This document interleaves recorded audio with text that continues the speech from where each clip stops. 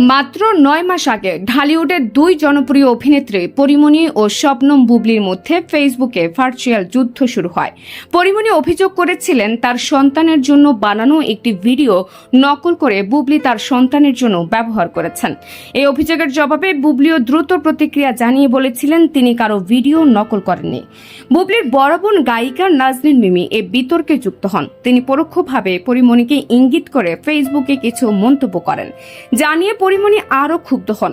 সম্প্রতি একটি টিভি সাক্ষাৎকারে পরিমণি এই প্রসঙ্গে কথা বলেন। তিনি বলেন, বুবলির বোন যখন বাজে মন্তব্য করছেন তখন তো এটা দুঃখজনক। আমার সঙ্গে যার কথা তাকে সরাসরি আমার সঙ্গে কথা বলা উচিত ছিল। এখানে পরিবারকে টানা অপ্রয়োজনীয়। বুবলির উদ্দেশ্যে পরিমণি বলেন, আপনি আমাকে ডাকতে পারতেন, চলো বসে সমস্যার সমাধান করি, কিন্তু তার বদলে পরিবার নিয়ে আমার উপর চাপ সৃষ্টি করা হয়েছিল।